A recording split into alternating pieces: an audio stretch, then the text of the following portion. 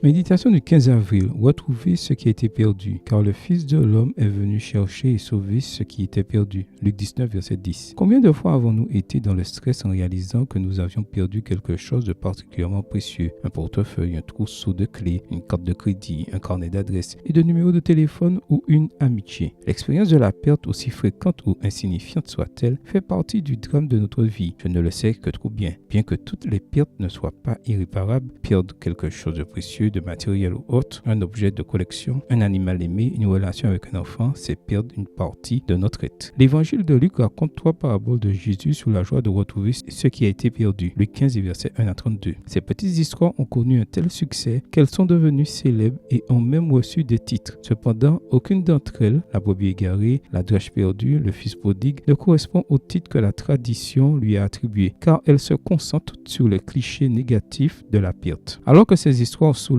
précisément le contraire. En effet, seul ce qui n'a pas été trouvé peut être considéré comme perdu. Dans ces paraboles, en revanche, tout est retrouvé. Le berger retrouve sa brebis vivante, la femme récupère sa pièce de monnaie et le fils rentre à la maison. Le thème dominant de ce passage, comme de toute la Bible, n'est pas la tristesse de la perte, mais la joie de retrouver ce qui a été perdu. La joie est le mot-clé du célèbre chapitre 15 de cet évangile. Cette fois, le mot joie ou le verbe se réjouir est répété. Joie du berger qui revient avec sa brebis sur les épaules, verset 5. Joie de ses amis, verset 6. Joie au ciel, verset 7. Joie de la femme qui a retrouvé sa drachme, verset 8. Joie de ses voisins, verset 9. Joie parmi les anges, verset 10. Joie enfin du Père qui fait un grand festin pour que tous partagent avec lui la joie de retrouver son fils, verset 11 à 32. Jésus construit avec ces 3 récits une trilogie inoubliable, comme un magnifique trépied sur le thème des heureuses retrouvailles. Ceux d'entre nous qui ont fait l'expérience de se sentir retrouvés par Dieu après s'être égarés pendant un certain temps savent à quel point notre croissance spirituelle dépend de cette rencontre avec la grâce de Dieu et à quel point c'est un privilège immérité de partager la joie de Dieu de nous avoir trouvés. Seigneur, merci encore de m'accorder cette joie. Amen. Bonne journée à vous et que le Seigneur vous bénisse.